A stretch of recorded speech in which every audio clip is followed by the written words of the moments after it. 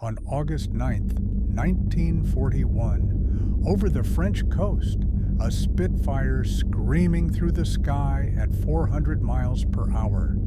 The pilot, let's call him what history recorded him as, Squadron Leader Douglas Bader, pulls back hard on the stick. He's chasing a Messerschmitt, and this is the moment.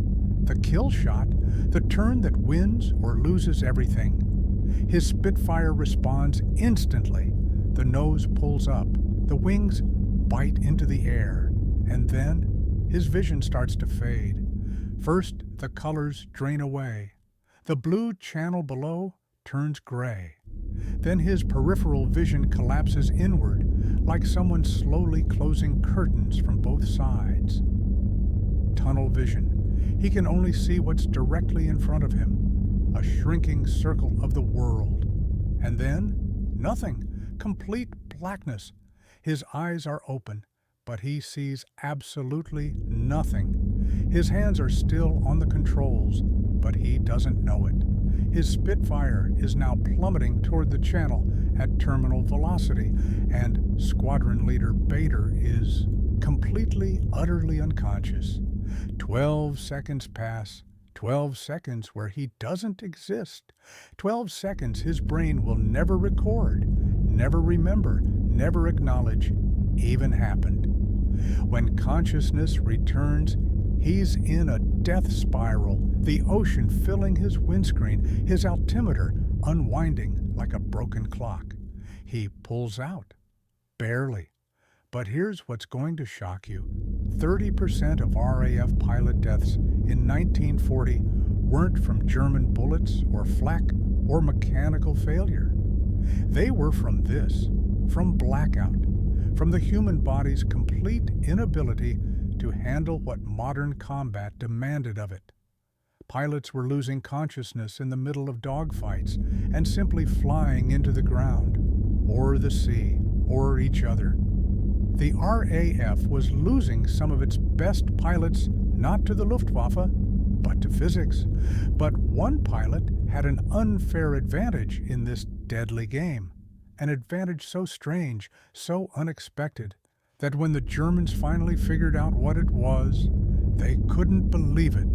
And when American pilots got their hands on the technology that tried to replicate it, Wilhelm Messerschmitt, yes, that Messerschmitt, Germany's top aircraft designer, saw it on a downed American pilot and said these exact words: "We had nothing to match it, and I knew if American aviation science was so far ahead of us to make such a suit, Germany had lost the war already."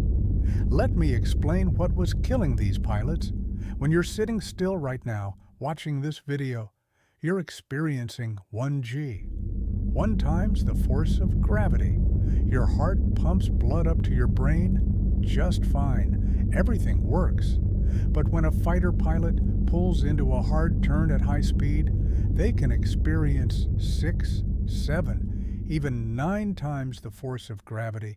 Imagine 9 of you stacked on top of yourself, all pushing down at once. Your blood, which weighs something, suddenly weighs 9 times what it normally does. And your heart? Your heart is still just a muscle. It's trying to pump that now incredibly heavy blood EP against 9 times normal gravity from your chest to your brain. It can't do it. The blood drains away from your head and pools in your legs, your abdomen. Your brain starts screaming for oxygen it's not getting. That's when the gray out starts. Your color vision goes first. It requires the most oxygen. Then your peripheral vision collapses. Then everything goes black. And then, if the G-force continues, you lose consciousness completely. G-LOC, they call it. G-force induced loss of consciousness. And here's the terrifying part. When you wake up, you don't just snap back to normal. There's a period, 15 seconds on average, where you're conscious but completely disoriented. You don't know where you are. You don't remember what you were doing. You can't perform simple tasks. In an aircraft pulling 400 miles per hour, 15 seconds of confusion is a death sentence. The Americans decided to figure this out. In 1943, at the Mayo Clinic in Rochester, Minnesota, they built something that sounds like a medieval torture device, a human centrifuge, a simulated cockpit attached to an arm connected to an automobile engine and two 20-ton flywheels. They'd strap a volunteer pilot into that cockpit and spin him until he blacked out. Then they'd measure everything. Blood pressure at the head, blood pressure at the heart, how long until gray out, how long until blackout, how long until the pilot woke up. Over 300 pilots volunteered for this. 300 men said, "Yes, please spin me until I lose consciousness," repeatedly, for science. When asked decades later about potential brain damage from repeated blackouts, Dr. Earl Wood, who ran the program, admitted, "I don't remember having any concern that the repeated blackouts and so on might cause residual damage. We never worried about it very much." They were desperate because pilots were dying. One pilot described waking up from a blackout during a training dive. He came to with his altimeter showing 800 feet and unwinding fast. He pulled back on the stick with everything he had. The plane pulled 11 Gs in the recovery. The wings should have torn off. They held, barely. He landed with his vision still gray at the edges, and blood vessels burst in both eyes. He lived. Dozens of his classmates didn't. But remember Douglas Bader, the pilot from our opening? He had something other pilots didn't have, something that gave him an edge so significant that he became one of the RAF's top aces despite it. Douglas Bader had no legs. He'd lost both of them, one above the knee, one below, in a 1931 crash. And when pulling high G-forces, when other pilots' blood drained into their legs and they blacked out, Bader's blood had nowhere to drain to. His prosthetic legs didn't have blood vessels. He could pull harder, turn tighter, and stay conscious longer than almost any pilot in the sky. The Germans couldn't understand how he kept out-turning their best pilots until he was shot down, captured, and they examined him and realized he'd been fighting them with a biological advantage they couldn't replicate. But the Americans were working on something else, something that would level the playing field, a suit that could artificially give every pilot what Bader had naturally. And the race was on, because every day faster planes were being built. Faster planes meant tighter turns. Tighter turns meant higher G-forces. Higher G-forces meant more blackouts, more deaths, more pilots lost to an invisible enemy they couldn't fight. Unless, what if the answer wasn't just in the suit? What if it was in something as simple as what pilots ate for breakfast? By 3 o'clock in the morning, RAF Bomber Command, somewhere in the Lincolnshire countryside, 1943. The mess hall is lit by harsh electric bulbs that make everything look slightly unreal, like a stage set. Outside, it's still pitch black. Inside, the kitchen is alive with sound and smell. 140 eggs cracking into massive steel bowls. The violent sizzle of bacon hitting hot griddles. Rashers and rashers of it, enough to feed a small army. Baked beans bubbling in pots the size of buckets. Sausages rolling across cast iron. Toast by the dozen browning under salamanders. And the smell, God, the smell. Fat, salt, protein, heat. The kind of breakfast that coats your stomach and sits there like ballast. The WWII cooks are working in assembly line precision. They know the drill. They've done this before. They'll do it again tomorrow night and the night after that until the war ends or they run out of boys to feed. And the boys, because that's what most of them are, 19, 20, maybe 22 if they're ancient, file in quietly. They sit at long wooden tables scarred with initials and burn marks from forgotten cigarettes. They don't talk much. Some of them stare at their plates. Others eat mechanically, fork to mouth, not tasting anything. They're not eating breakfast. They're eating insurance, because in about 90 minutes, they'll be 30,000 feet over Germany in an unpressurized, unheated bomber. And if they get hit, if they have to bail out, if they end up in the Channel or a POW camp, or running through occupied France trying to evade capture, a full stomach might be the difference between making it and not making it. The official line of command was simple and brutal. You have a better chance of survival if you crash with a full belly. They weren't wrong, but what they didn't fully understand yet, what wouldn't be proven for another 70 years, was that what these pilots ate didn't just help them survive crashes. It helped them survive the flight itself. Let me explain something about blood pressure and food that the RAF was just beginning to figure out.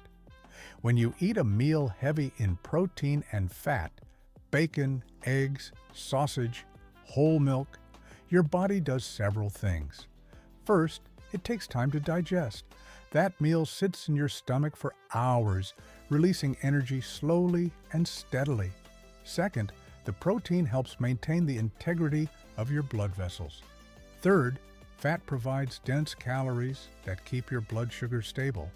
And fourth, the salt, and there was plenty of salt in wartime bacon, helps your body retain water, which means more blood volume. More blood volume means higher baseline blood pressure, and higher baseline blood pressure means your heart has a better chance of pumping blood to your brain when you're pulling 6 Gs in a banking turn over the channel.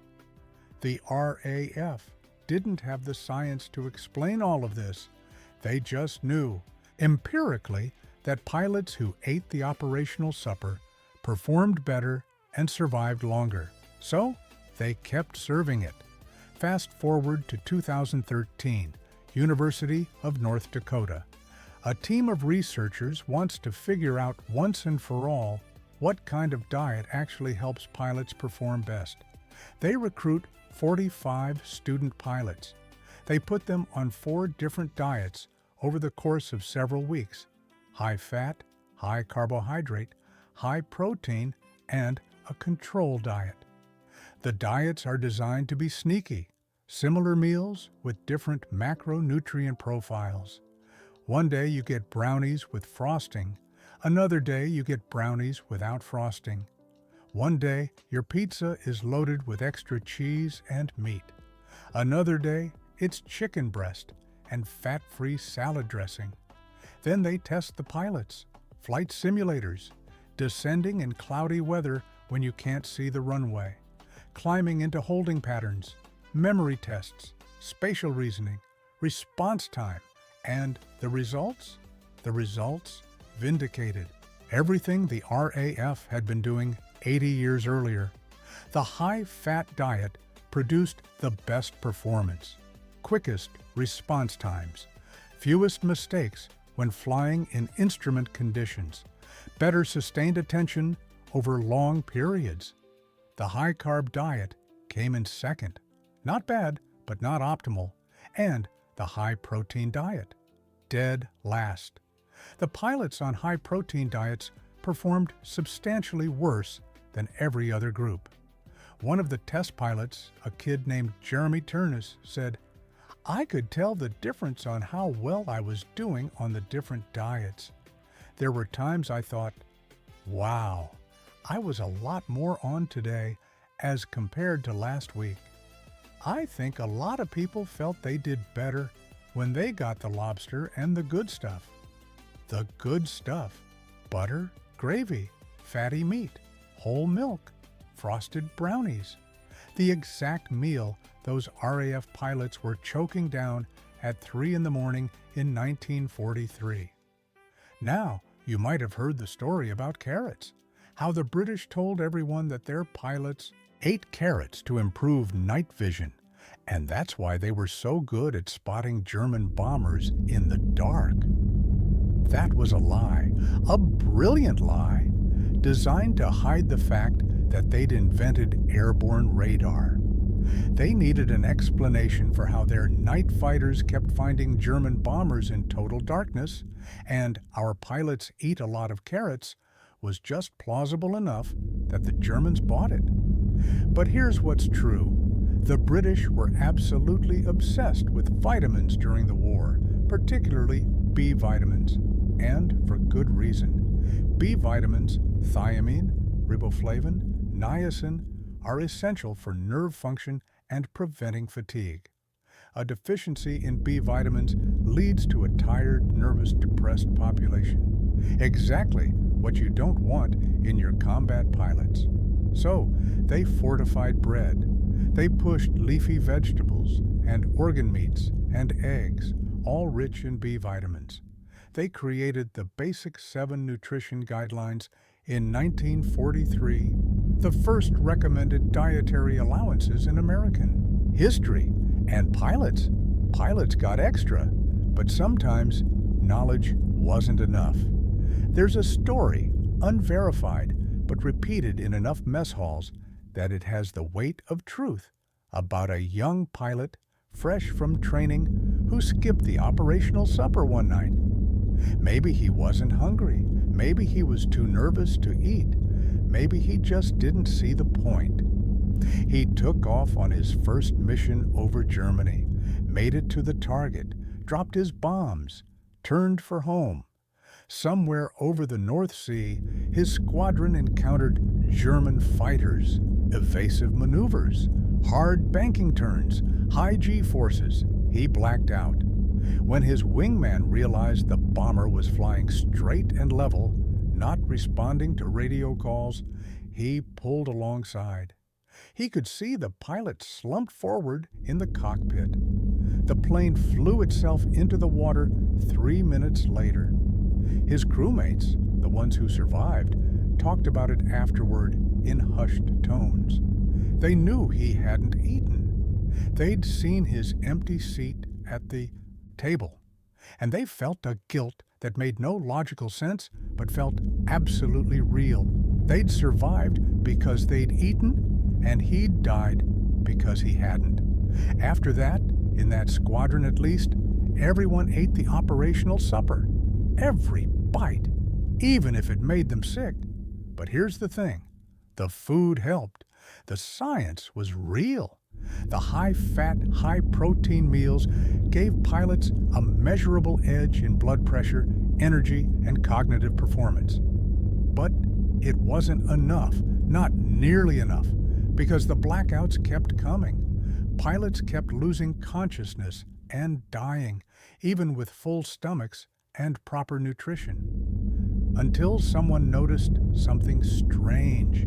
Pilots kept reporting that during dive bombing runs, they'd started yelling, screaming actually, at the top of their lungs as they pulled out of the dive. The first researchers who heard this thought it was just fear, the primal scream of a man staring down at the earth, rushing up to meet him. But it wasn't fear, it was the solution. The reports started coming in from dive bomber pilots in early 1942, and they all said basically the same thing. I yelled. I screamed as loud as I could. I was shouting the whole way down. At first, the flight surgeons and researchers at the Mayo Clinic Aeromedical Unit thought this was just, well, terror. You're diving at the earth at 300 miles per hour. You're about to pull out at forces that might rip your wings off. Of course you're going to scream. That's what humans do when they're terrified. But then they started asking follow-up questions. When exactly did you start yelling? How long did you yell for? Did you black out? And the pattern became impossible to ignore. The pilots who yelled during the pullout blacked out less frequently. Sometimes not at all. This wasn't fear. This was survival. One pilot, when pressed, put it simply, "I don't know why I do it. I just know that if I don't, I black out. So I yell." The researchers went back to their centrifuge.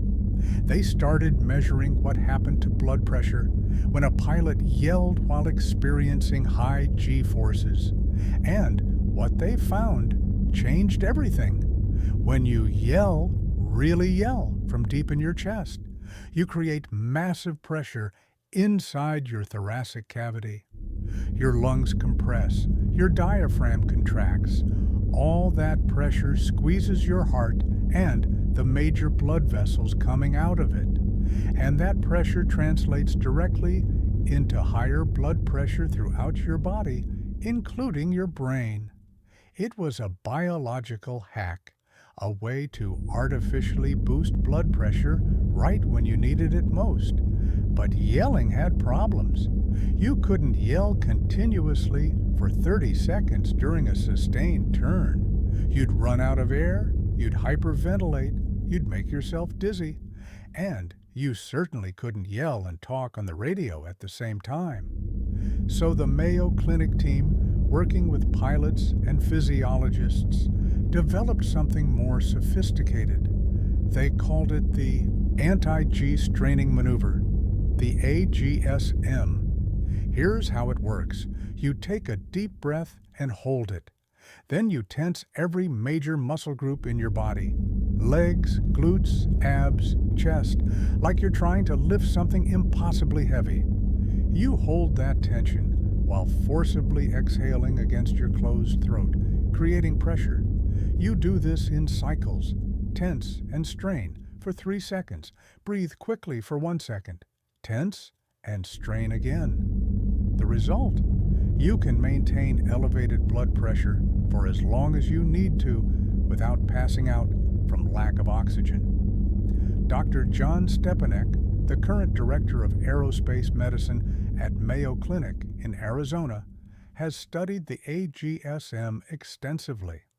His conclusion? The maneuver was teachable and trainable, and arguably more important than the G-suit. More important than the G-suit.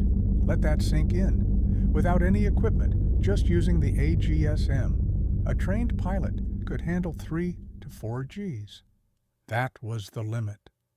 Beyond that, even with perfect technique, the heart just couldn't pump blood uphill against that much force. But the technique was everything. Pilots drilled it relentlessly. Grunt, strain, breathe. Grunt, strain, breathe. Over and over until it became muscle memory, something they did automatically without thinking about it. And they needed it to be automatic.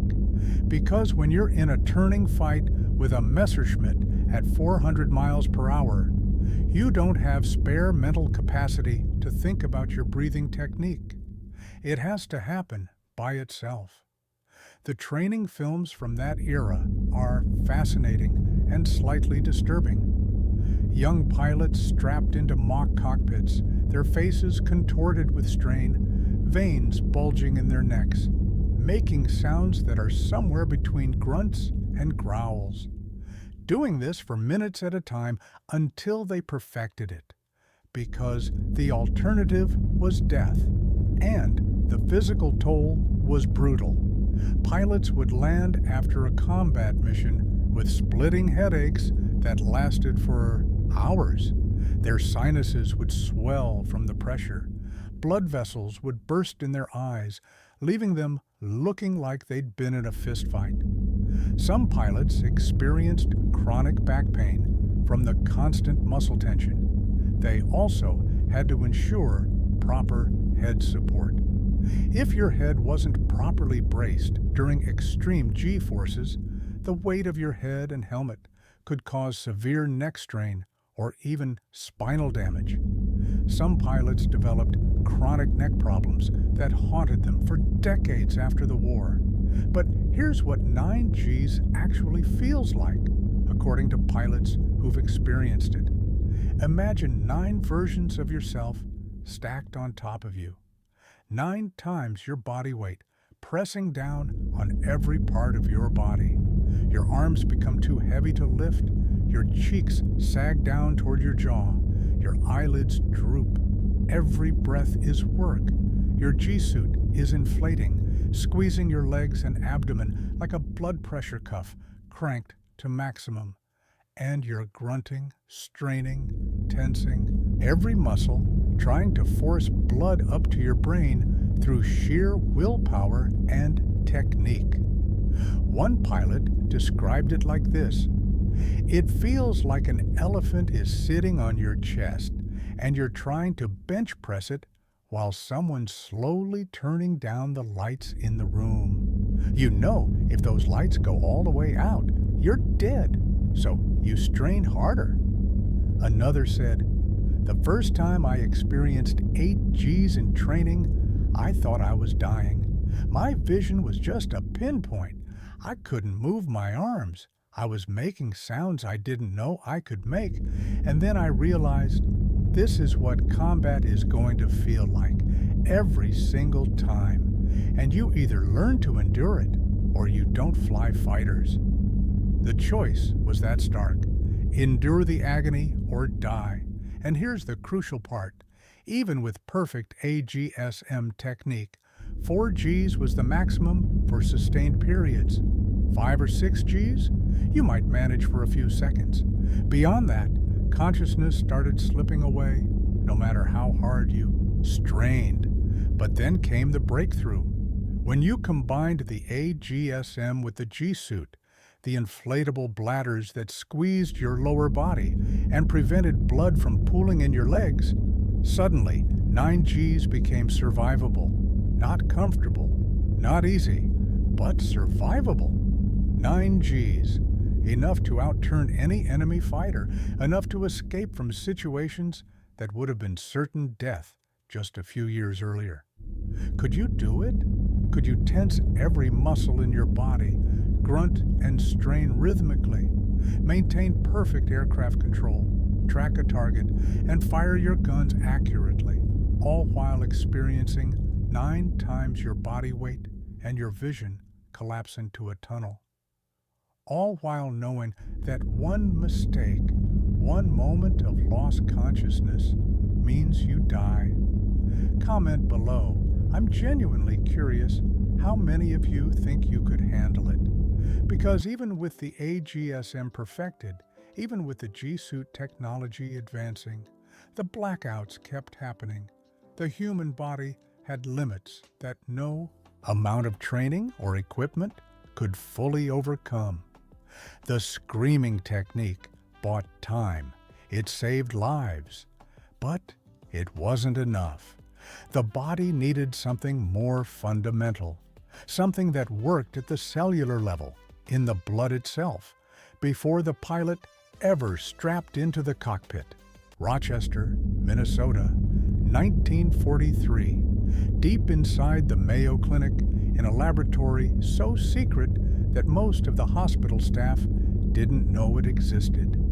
The machine looks like something from a science fiction nightmare.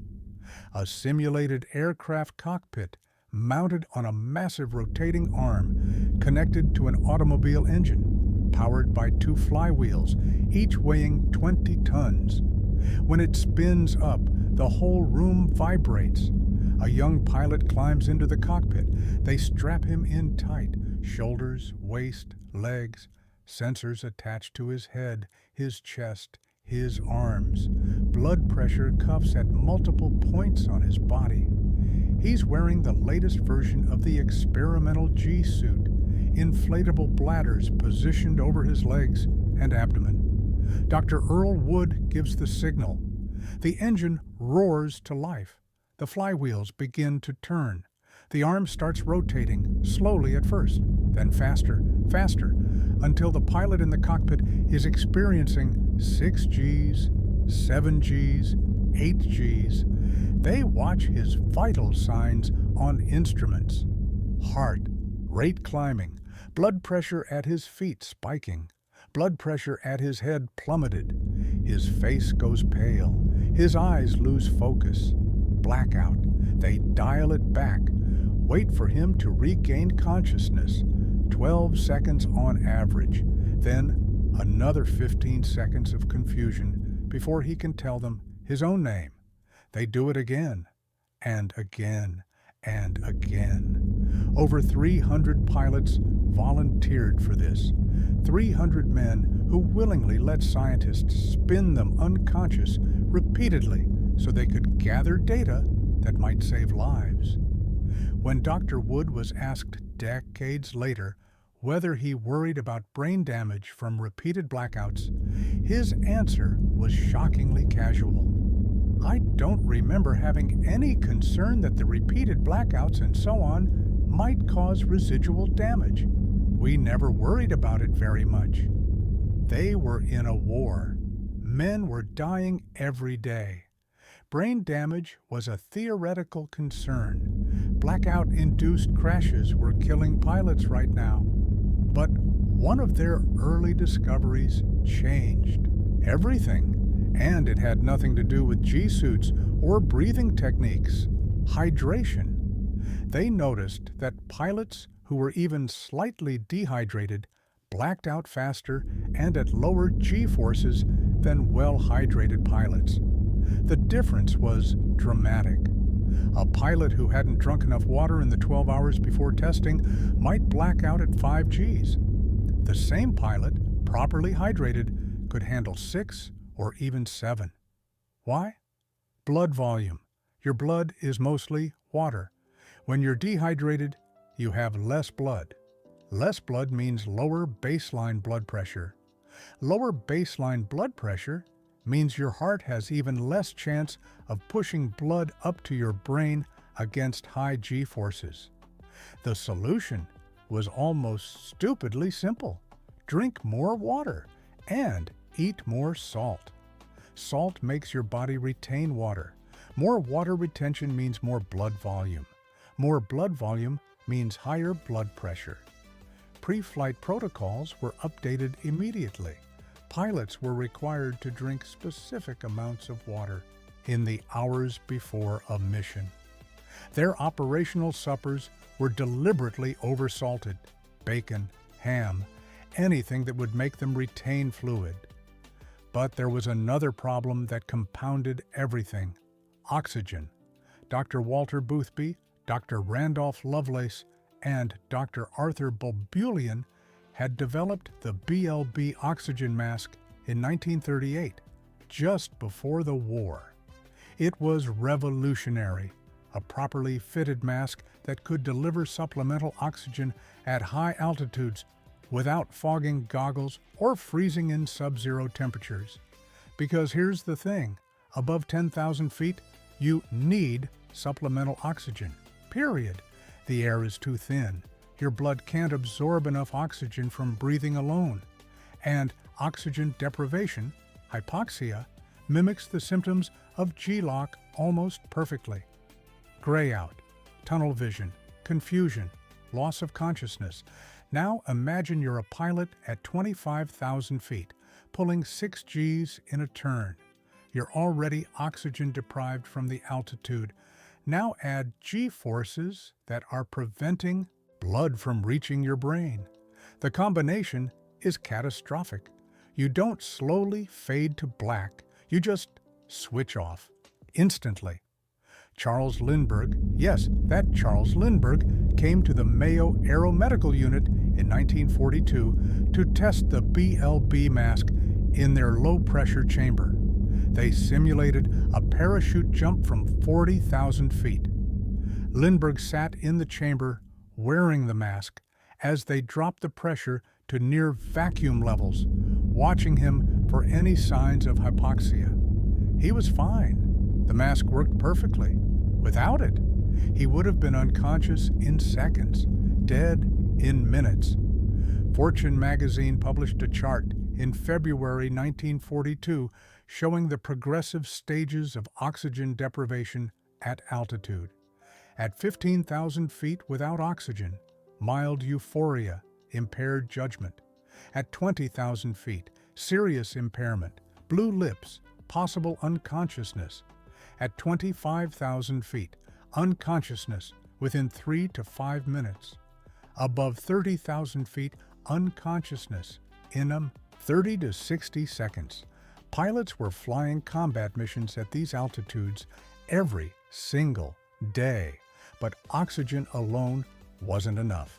Because oxygen needs something to carry it through your body, hemoglobin, and hemoglobin needs iron. This is where the diet becomes absolutely critical. The nutritional requirements for combat pilots were staggering. 4,000 calories per day minimum. But it wasn't just about calories. It was about specific nutrients that maintained blood pressure, blood volume, and oxygen carrying capacity. Iron was essential. Without adequate iron, you couldn't produce enough hemoglobin.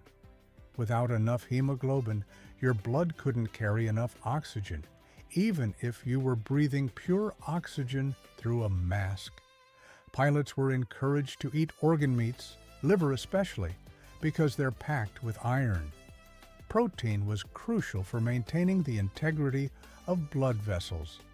Your veins and arteries need to be strong and elastic to handle the pressure. Changes from high G maneuvers. Inadequate protein meant weaker blood vessels, which meant more catastrophic failures under stress. The Basic 7 nutrition program was implemented in 1943, the first comprehensive nutritional guidelines in American history. It wasn't a coincidence that this happened during the war. The government needed its pilots, soldiers, and factory workers performing at peak capacity. Proper nutrition was a weapon. And the recommended dietary allowances, the RDAs, that we still use today, were first published during World War II. The science of nutrition was literally being invented to keep pilots alive.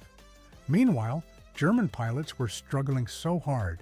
The Luftwaffe had excellent aircraft. They had skilled pilots. But they didn't have the G-suit technology. They didn't have the comprehensive nutrition programs. They didn't have the oxygen delivery systems. They tried to compensate. They installed tilted seats in their fighters to reduce blood pooling in the legs. They added footrests positioned higher than normal so pilots could elevate their legs during combat. It helped, a little, but it couldn't compete with American pilots who had G-suits, AGSM training, proper nutrition, and advanced oxygen systems. The difference in blackout rates was measurable and significant. Wilhelm Messerschmitt, the designer of the Bf-109, the Luftwaffe's primary fighter, reportedly examined a captured American G-suit after the war.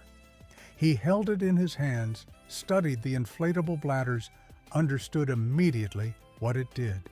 And he said, "We had nothing to match it, and I knew if American aviation science was so far ahead of us to make such a suit, Germany had lost the war already." He was looking at a G-suit, but he was really looking at an entire system: nutrition, hydration, oxygen, technology, training, that the Germans never developed. But even with all of this, the hydration protocols, the salt intake, the oxygen masks, the iron-rich diets, the G-suits, the AGSM, there was still one more piece of the puzzle.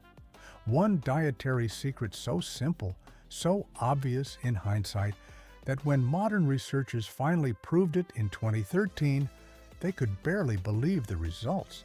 A secret that the RAF had stumbled onto in 1943 without understanding why it worked.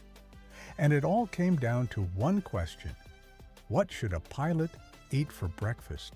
The University of North Dakota in 2013, 70 years after those RAF pilots choked down bacon and eggs at 3 in the morning. Dr. Glenda Linseth and her team had a question that should have been answered decades ago. What should pilots eat to perform at their best? They recruited 45 student pilots, young, healthy, training to be professional aviators. And over the course of several weeks, they put them through 4 different dietary protocols: high fat, high carbohydrate, high protein, and a control diet. The diets were carefully designed to be sneaky. The meals looked similar, tasted similar, but the macronutrient profiles were completely different.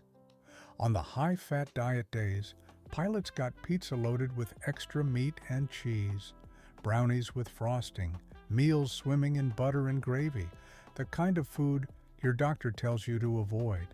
On the high-carb days, they got thin-crust chicken pizza, larger portions of vegetables, smaller brownies without frosting.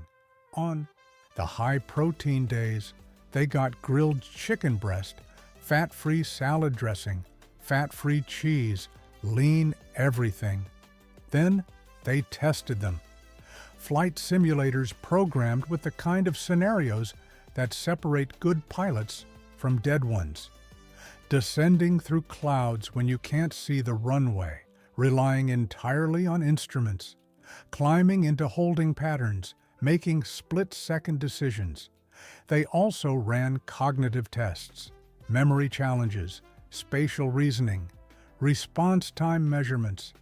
And when they analyzed the data, when they crunched the numbers every possible way, the results were so clear, so definitive, that Dr. Tom Petros, the psychology professor who reviewed the tests, said, "We wound up analyzing the data every which way but upside down. It came out consistently every time. The high-fat diet produced the best performance, not by a little, substantially better, quickest response times, fewest errors when flying in instrument conditions, best sustained attention over long periods, superior cognitive function across every metric they measured. The high-carb diet came in second, solid performance, but not quite as good as the high-fat diet. And the high-protein diet, dead last. The pilots on the high-protein diet performed worse than every other group, including the control.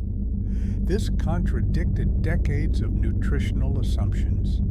Athletes were told to carb load. Bodybuilders were told to eat massive amounts of protein. The conventional wisdom was that protein equals performance. Not for pilots, not even close. Jeremy Turns, one of the student pilots who participated in the study, noticed the difference himself. I could tell the difference on how well I was doing on the different diets. There were times I thought, wow, I was a lot more on today as compared to last week. I think a lot of people felt they did better when they got the lobster and the good stuff. The good stuff. Butter, gravy, fat. Why does fat work so well? First, sustained energy. Fat is incredibly calorie-dense and burns slowly. It doesn't spike your blood sugar and then crash it like simple carbohydrates do. It provides steady, reliable energy for hours. Second, cognitive function. Your brain is nearly 60% fat. It needs fatty acids to function optimally. When you're making life or death decisions at 400 miles per hour, you want your brain running on premium fuel. Third, stable blood glucose. This is crucial. Your brain is a glucose hog. It consumes about 20% of your body's total energy despite being only 2% of your body weight. But it needs that glucose delivered steadily, not in spikes and crashes. Fat provides that stability. The 2013 study had accidentally replicated the exact dietary wisdom that the RAF stumbled onto in 1943. Bacon, eggs, sausage, whole milk, high fat, high protein, calorie-dense, stable energy. 70 years later, science finally proved why it worked. 1. Pre-flight nutrition. High-fat, high-protein meal at least 2 hours before flying. Bacon, eggs, whole milk, the classic operational supper. Let it digest, let it stabilize your blood sugar. 2. Hydration and salt. Adequate fluids in the 12 hours before flight. Don't just drink water, make sure you're getting enough salt to retain it. Blood volume equals blood pressure equals consciousness. 3. Oxygen above 10,000 feet. Properly fitted BLB-style mask. No exceptions. Hypoxia kills as surely as G-LOC, and the combination is instant death. 4. G-suit. Inflatable bladders positioned on legs and abdomen. They squeeze when you pull Gs, preventing blood from pooling in your lower body. 5. A GSM technique. Muscle tensing, controlled breathing, rhythmic straining. Practiced until it's unconscious, automatic, something you do without thinking. 6. Adequate rest. Sleep deprivation compounds every problem. A tired pilot blacks out faster, thinks slower, makes mistakes. 8. Hours minimum. This system works. We know it works because it's kept pilots alive for 80 years. But it's not perfect. It can't save everyone. April 21, 2007, Marine Corps Air Station Beaufort, South Carolina. Blue Angels Air Show. Lieutenant Commander Kevin Davis is flying his FA-18 Hornet through a routine he's performed hundreds of times. But coming out of a tight, high-speed turn, something goes wrong. Witnesses see his jet sink too low. It clips the tree line. The fireball is visible for miles. The investigation concludes he suffered G-LOC, a brief loss of situational awareness while pulling a particularly tight turn. Despite modern G-suits, despite decades of AGSM training, despite every advancement in aerospace medicine since World War II, he blacked out and he died. The lesson is brutal and simple. The human body has limits. Technology helps, nutrition helps, training helps. But we're still made of meat and blood, and sometimes that's not enough. But we keep learning. The Israeli Air Force now allows pilots with type 1 diabetes to fly, something that would have been unthinkable 20 years ago. But they monitor their blood glucose obsessively because they understand that stable blood sugar isn't just about long-term health. It's about staying conscious in a high G turn. Modern military nutrition programs are more sophisticated than ever.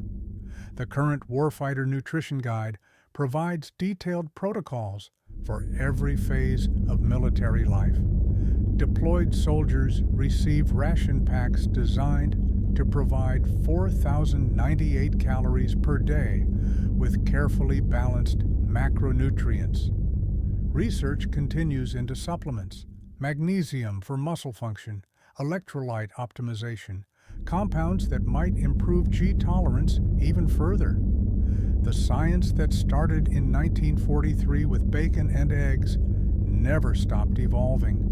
Because here's the truth that often gets overlooked. Those World War II pilots weren't just brave, they were scientists. Every meal was a calculated survival strategy. Every sip of water was preparation for battle. They understood, even if they couldn't explain biochemistry, that what they put in their bodies determined whether they lived or died. The G-suit got the glory. It's the obvious technology, the visible equipment. But the foundation was always nutrition, blood volume, oxygen carrying capacity, stable glucose, strong blood vessels, and modern fighter pilots, flying aircraft that would seem like magic to a 1943 RAF pilot, still follow protocols developed 80 years ago. They still eat high-fat, high-protein meals before missions. They still hydrate aggressively. They still practice the AGSM until it's second nature, because the human body hasn't changed. Physics hasn't changed. The fundamental challenge of pumping blood uphill against crushing G-forces is exactly the same as it was in 1943. We just understand it better now. Next time you see a fighter jet screaming across the sky, doing things that seem to defy physics, remember this: the pilot inside isn't just relying on technology, they're relying on breakfast, on proper hydration, on nutrition science developed during the darkest days of World War II by researchers who spun volunteers unconscious 300 times to gather data. They're alive because someone 80 years ago figured out that bacon and eggs might matter as much as the G-suit. What surprised you most about pilot nutrition? I genuinely want to know. Drop a comment below. And if you want more deep dives into the hidden science of World War II, the technologies and discoveries that shaped the modern world, subscribe and hit that bell. Because next time, we're covering something even darker. The Nazi weapon that was so terrifying, so nightmarish, that even Hitler refused to use it in combat.